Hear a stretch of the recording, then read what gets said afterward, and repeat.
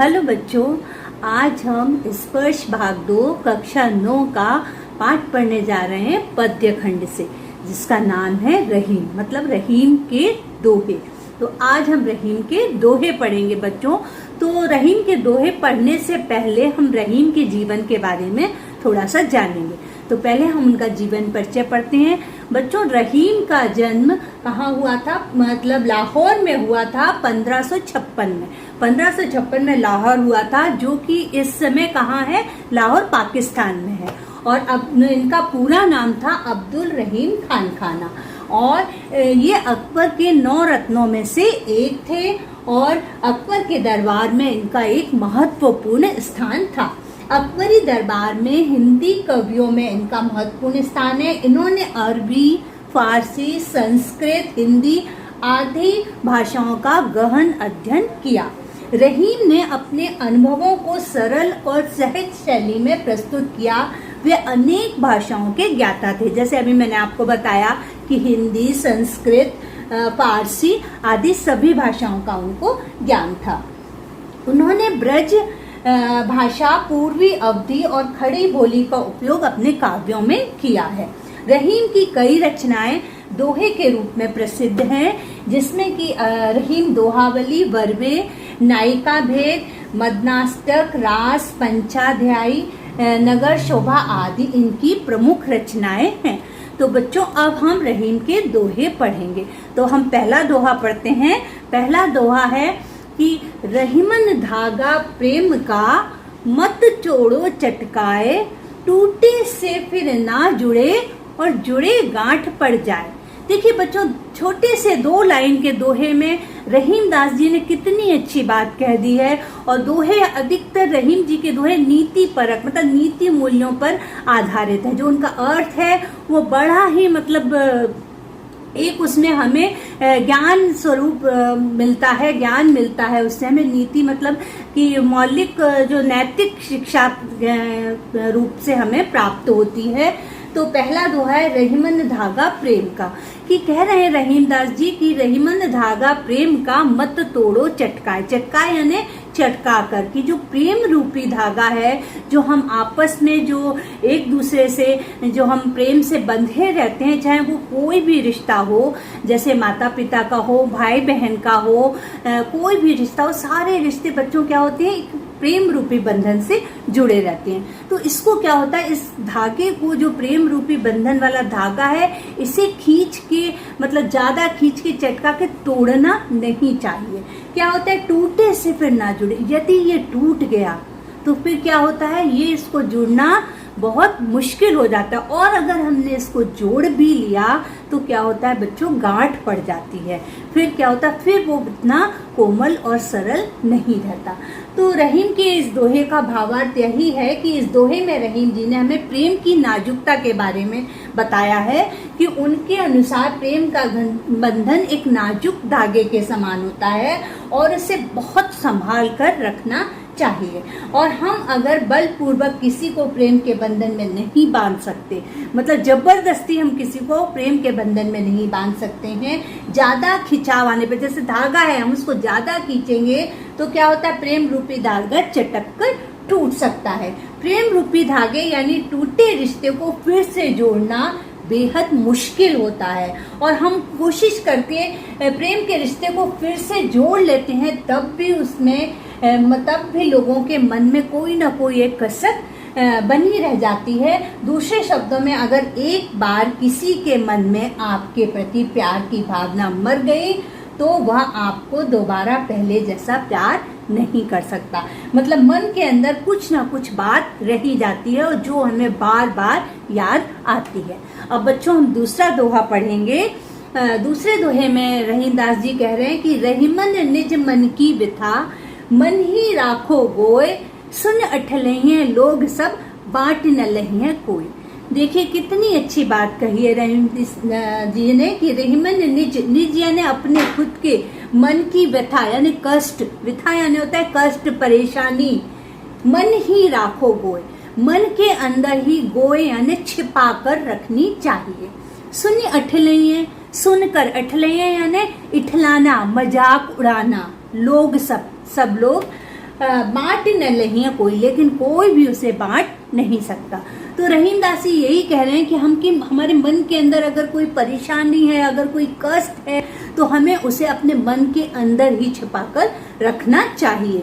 किसी को सबके सामने, देखिए, सबके सामने नहीं कहना चाहिए। अब आप कहोगे कि भाई कोई कष्ट है, कोई हमें परेशानी है, तो हम किसी को ना बताएं, तो ऐसा नहीं है बच्चों। इधर रहीमदास जी ये कहना चाह रहे हैं कि सबको मत बतलाइए कि आप पूरे में गा रहे हैं, सबको बता रहे हैं। ये बात, अगर आपको कोई परेशानी है, कोई कष्ट है, तो सिर्फ आप अपने माता पिता या आपका कोई बहुत ही खास दोस्त हो, देखा ना आपने, सच्चा मित्र जो हो, सिर्फ उसी को बताना चाहिए। इन 2 लोगों के अलावा आपको पूरे में सबको, किसी को नहीं बताना चाहिए। क्योंकि क्या होता है दोस्तों कि सुनने के बाद सब लोग क्या करते हैं, आपके मन की आप परेशानी सबको बताते घूम रहे हैं, पूरे जग को बता रहे हैं, तो क्या होता है, पीठ पीछे सब लोग क्या करते हैं, आपकी हंसी उड़ाते हैं, मजाक उड़ाते हैं, और कोई भी आपकी परेशानी को बांटता नहीं है। तो इस दोहे से हमें यही पता चलता है कि इस दोहे में हमें रहीम जी ने बहुत ही काम की सीख दी है, जिसके बारे में हम सब जानते हैं कि रहीम जी ने क्या कह रहे हैं इन पंक्तियों में, कि अपने मन का दुख स्वयं अपने तक ही रखना चाहिए। लोग खुशी तो बांट लेते हैं, परंतु जब दुख आता है तो कोई नहीं बांटता। वो क्या करते हैं, लोग बाग सुन लेते हैं और पीठ पीछे आपकी मजाक उड़ाते हैं या आपकी हंसी उड़ाते हैं। इसलिए क्या करना चाहिए, दुख मजाक बनाकर लोग हंसी उड़ाते हैं, इसलिए हमें अपना दुख कभी भी किसी को नहीं बताना चाहिए। अब बच्चों हम तीसरा दोहा पढ़ेंगे। तीसरे दोहे में रहीम जी कह रहे हैं कि एके साधे सब सदे, सब साधे सब जाए, रहीमन मूल ही सींच वो, फूले फले अघाए।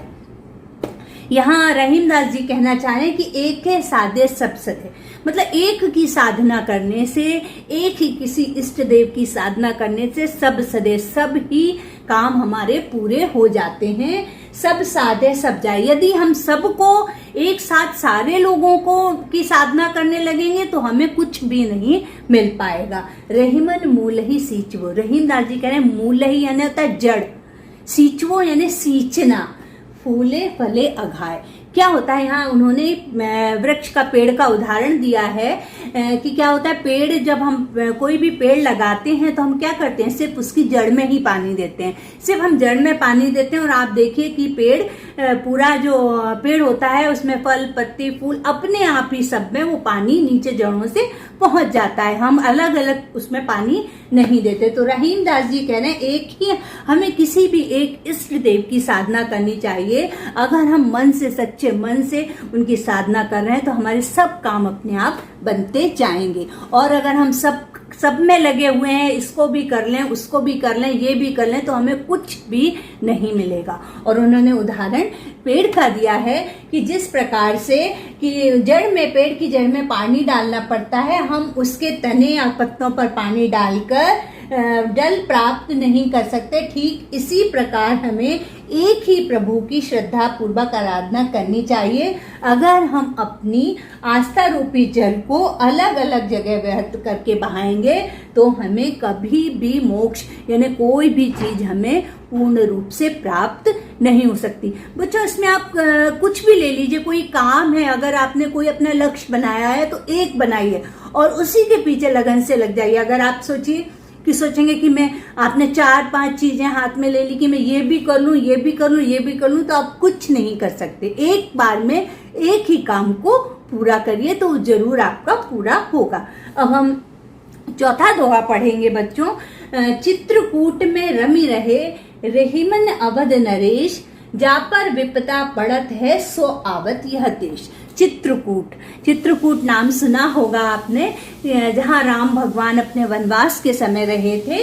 तो चित्रकूट में रमे रहे, रहीमन अवध नरेश। रहीमदास जी कह रहे हैं कि चित्रकूट में जो अवध यानी अवध के राजा हैं, राम थे, वो वहां पर रहे थे जाकर। तो जा पर विपदा यानी मुसीबत, कष्ट पड़ता है स्व आवत्या दे, तो वो लोग इस जगह पर आ जाते हैं और अपनी क्या होती है विपत्ति को, परेशानी को यहाँ पर आकर भूल जाते हैं। तो रहीम दास जी यही कह रहे हैं इन पंक्तियों में कि राम के वनवास के बारे में उन्होंने बताया है कि जब उन्हें 14 वर्षों का वनवास मिला था तो वे चित्रकूट जैसे घने जंगल में रहने के लिए बाध्य हुए थे, मतलब रहने के लिए आए थे। और रहीम जी के अनुसार इतने घने जंगल में वही रह सकता है जो किसी विपदा में हो, किसी विपत्ति में हो, किसी मुसीबत में हो। नहीं तो ऐसी परिस्थितियों में कोई भी अपनी मर्जी से यहाँ रहने नहीं आता, क्योंकि राम को भाई वनवास हुआ था तो उन्हें जंगल में ही रहना था।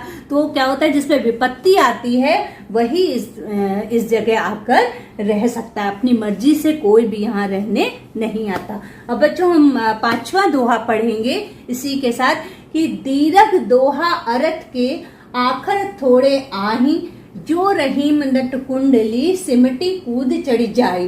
दीर्घ यानी गहरा, गहरा, और दोहा अर्थ यानी अर्थ के आखर थोड़े, मतलब थोड़े, जो रहीम दास जी इसमें बता रहे हैं जो दोहे हैं वो क्या होते हैं, थोड़े से छोटे से होते हैं। देखिए आप 2 लाइन के दोहे रहते हैं लेकिन इसमें बात बहुत बड़ी बड़ी कह जाते हैं, उसके अंदर जो बात छिपी होती है वो बहुत ही बड़ी होती है। जो रहीम नट कुंडली, जो देखा होगा ना आपने कि वो रस्सी पे चढ़कर जो नट होते हैं करतब दिखाते हैं, लड़की होती है वो पतली सी रस्सी पे चढ़कर जाती है और गोल गोल घूमकर और अपने ऊपर चढ़ जाते हैं, खंबे के ऊपर चढ़ जाते हैं। तो वहां इसी नट का उदाहरण देते हुए रहीम दास जी कह रहे हैं कि जो नट होते हैं वो कैसे अपने शरीर को छोटा सा करके और जल्दी से ऊपर चढ़ जाते हैं। तो उसी तरह जो रहीम के दोहे हैं वो छोटे हैं, मतलब उसमें अक्षर कम है लेकिन उसमें बहुत भाव उसका बहुत बड़ा है, बहुत हमें बड़ा ज्ञान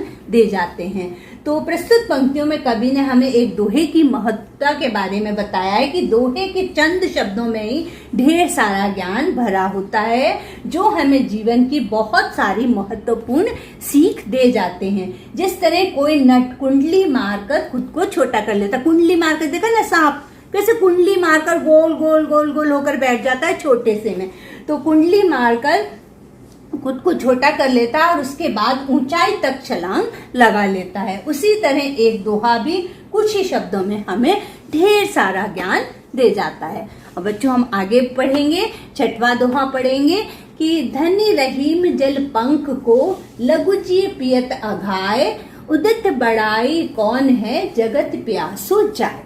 देखिए कितनी अच्छी बात कही है कि धनी रहीम जल पंख है, धनी यानी धनवान है। रहीम दास जी कहते हैं कि जल पंख यानी कीचड़, जल यानी पानी है। तो वो उन्होंने क्या किया, क्या कहा है यहाँ पर कि जो कीचड़ वाला पानी है उसको उन्होंने धन्य माना है, कि जो कीचड़ वाला पानी होता है वो धन्य है। क्यों? क्योंकि लघु जीव पियत अघाय, तो छोटे छोटे जीव जो उसमें रहते हैं, छोटे छोटे जीव जो उसमें रहते हैं उस जल को पीकर जीवित रहते हैं, उस कीचड़ वाले जल को पीकर जीवित रहते हैं छोटे छोटे से कीड़े।